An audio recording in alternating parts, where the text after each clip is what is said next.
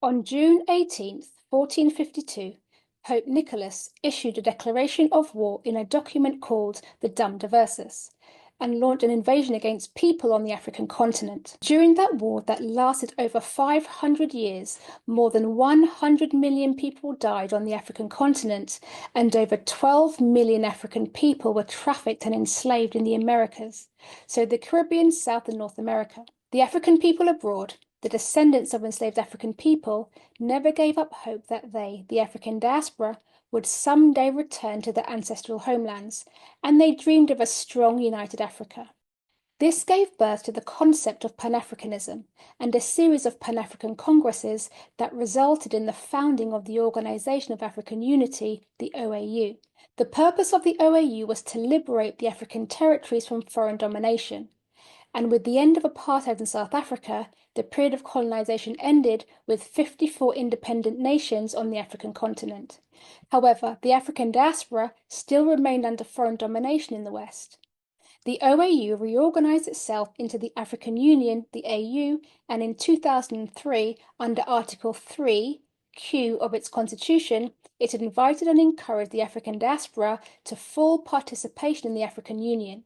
For the first time since the war began and African independence achieved, the African diaspora could participate in the governing of the African continent as its sixth region.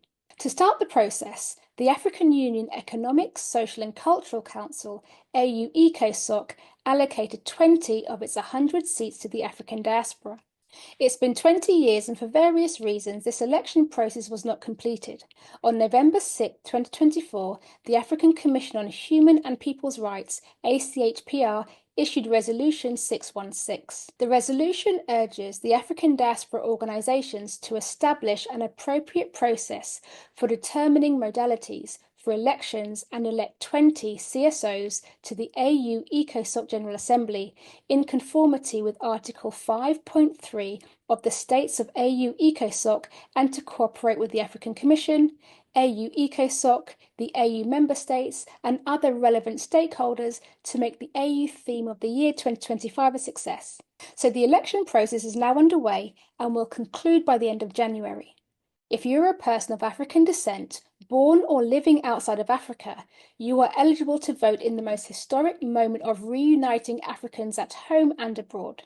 So go to africandiasporaassembly.com for all the information on how to register to vote now, so you could tell your grandchildren that you voted in our own elections for representatives to assist in governing African people. In the words of Marcus Garvey, "Up ye mighty race, accomplish what you will."